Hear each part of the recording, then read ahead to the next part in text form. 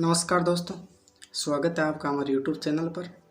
और आज हम बात करेंगे भीलों की। भीलों में जन जागृति। और भीलों में जो जन जागृति में महत्वपूर्ण दो व्यक्तियों का नाम आता है, एक गोविंद गिरी और दूसरा आता है मोतीलाल तेजवत। तो आज हम इस वीडियो में बात करेंगे गोविंद गिरी के बारे में। तो गोविंद गिरी का जो जन्म है वो 1858 में हुआ था, यानी 1857 में तो हुई थी हमारे क्रांति, और उसके एक वर्ष बाद गोविंद गिरी का जन्म हुआ था। डूंगरपुर के बांसिया गांव में बंजारा जाति के परिवार में गोविंद गिरी का क्या हुआ जन्म। याद रखने में भी आसान है, डूंगरपुर का बांसिया गांव है और बंजारा जाति। इन्हें भीलों में जागृति का जनक माना जाता है। भीलों में जन जागृति या भीलों में जागृति का जनक किसे माना जाता है? गोविंद गिरी को। इन्होंने भीलों में जागृति के लिए सुरजी भगत, ये कौन था? इनका दोस्त था। सुरजी भगत के सहयोग से भगत आंदोलन चलाया। यानी भीलों में जागृति के लिए सुरजी भगत गोविंद गिरी का मित्र था और इनके सहयोग से डूंगरपुर बांसवाड़ा में भगत आंदोलन चलाया। पुंजा धीरजी गोविंद गिरी के प्रमुख शिष्य थे। पुंजा धीरजी नाम के जो व्यक्ति है वो गोविंद गिरी के क्या थे? शिष्य थे।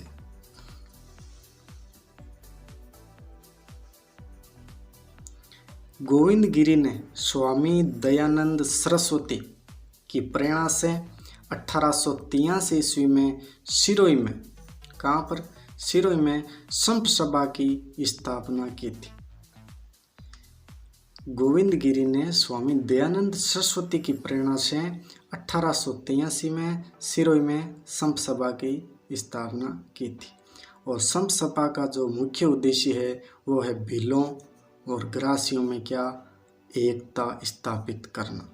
भीलों और ग्रासिया जाति के अंदर एकता स्थापित करने के लिए संत सभा की स्थापना की थी। 1883 में ही स्वामी दयानंद सरस्वती ने उदयपुर में परोपकारिणी सभा की स्थापना की थी। उदयपुर में परोपकारिणी सभा की स्थापना और सिरोही में संत सभा की स्थापना एक ही वर्ष हुई है। देख लो, 1883 को परोपकारिणी सभा ये तो हुई उदयपुर में, और 1883 के में संत सभा ये हुई सिरोही में। ठीक। संत सभा का प्रथम अधिवेशन 1909 में बांसवाड़ा की मानगढ़ पहाड़ी में हुआ। जो संत सभा की स्थापना की थी ना गोविंद गिरी ने, उस संत सभा का जो पहला अधिवेशन है वो 1903 में हुआ, और वो हुआ कहाँ? बांसवाड़ा की मानगढ़ पहाड़ी पर। गोविंद गिरी ने संत सभा के 10 नियम निर्धारित किए। इस संत सभा के अंदर 10 नियम थे जो भीलों और ग्रासियों को एकजुट रखने के लिए बनाए गए थे। 1841 में मेवाड़ भील कोर सेना का गठन हुआ। 1841 में मेवाड़ भील कोर सेना का गठन हुआ। इसका गठन तो गोविंद गिरी के जन्म से पहले ही हो गया था, और जिसका मुख्य ये था खेरवाड़ा। ठीक है। अब देखते हैं हम मानगढ़ पहाड़ी हत्याकांड, जिसे राजस्थान का जलियांवाला बाग हत्याकांड भी कहते हैं। 17 नवंबर 1913 को मानगढ़ पहाड़ी पर संत सभा का अधिवेशन चल रहा था। पहला अधिवेशन तो 1903 में हुआ, लेकिन एक दूसरा अधिवेशन था जो 17 नवंबर 1913 को था संत सभा का, और कहाँ पर चल रहा था? मानगढ़ पहाड़ी पर।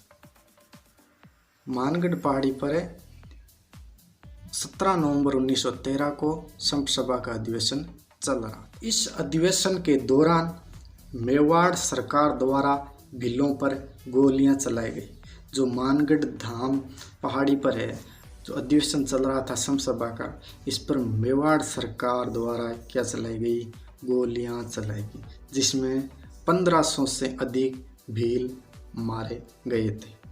इस घटना को मानगढ़ पहाड़ी हत्याकांड या राजस्थान का जलियांवाला बाग हत्याकांड कहा गया है। गुरु गोविंद गिरी को बंदी बनाकर अहमदाबाद जेल में रखा गया। इस मानगढ़ हत्याकांड के बाद गुरु गोविंद गिरी को अहमदाबाद जेल में रखा गया। गोविंद गिरी ने दयानंद सरस्वती से प्रेरित होकर भीलों में शुद्धि आंदोलन चलाया।